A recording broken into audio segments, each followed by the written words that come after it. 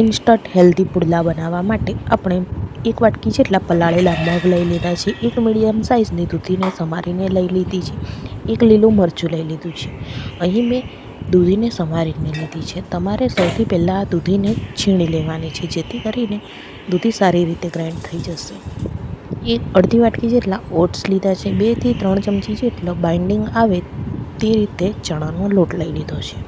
હવે તેમાં આપણે હળદર, લાલ મરચું પાવડર, ધાણા જીરું પાવડર અને સ્વાદ પ્રમાણે મીઠું એડ કરીને તેને ગ્રાઇન્ડ કરી લઈશું. જો જરૂર લાગે તો તમારે પાણી એડ કરી લેવાનું છે.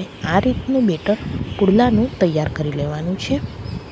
અહીં બેટર બનાવવા માટે મેં દૂધીને સમારીને લીધી હતી, જેથી કરીને દૂધી સારી રીતે ગ્રાઇન્ડ ન થઈ હતી.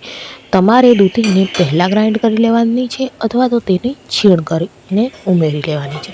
હવે આપણે પુડલા પાડવા માટે તવી મૂકી લઈશું. તવીને સારી રીતે તેલ વડે ગ્રીસ કરી લઈશું.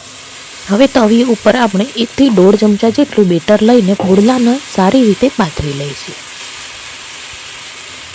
પુડલો સારી રીતે પથરાઈ જાય એટલે આપણે તેને મીડિયમ ગેસ કરીને ધીમે ધીમે શેકાવા દઈશું. પુડલો એક સાઈડ સારી રીતે શેકાઈ જાય પછી તેને પલટાવીશું, જેથી કરીને આપણો પુડલો તૂટી ન જાય. જો તમે ઉતાવળ કરશો તો પુડલો તૂટી જશે, જેથી કરીને ઉતાવળ જરાય કરવા નથી. પુડલો આપણો એક બાજુથી સારી રીતે શેકાઈ ગયો છે. હવે તેને આપણે પલટાવી લઈશું.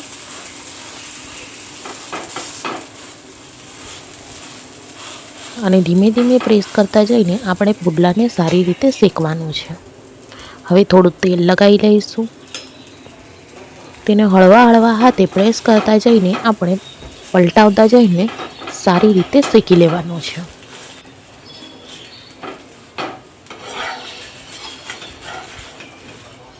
આપણે પુડલાને બંને બાજુથી પ્રેસ કરતા જઈને સારી રીતે ગોલ્ડન બ્રાઉન કલરનો થાય ત્યાં સુધી આપણે પુડલાને શેકી લીધું.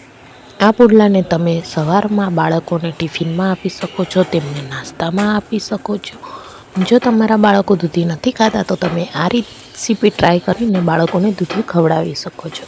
જો રેસીપી તમે ટ્રાય કરો છો, તમને ગમે છે તો તેના રિવ્યૂ તમે કમેન્ટ બોક્સમાં જરૂરથી જણાવજો. આવા જ અવનવા રેસીપી વિડીયો માટે ચેનલને સબસ્ક્રાઈબ કરવાનું ભૂલશો નહીં. જો વિડીયો ગમે તો કમેન્ટ જરૂરથી કરજો. Thanks for watching.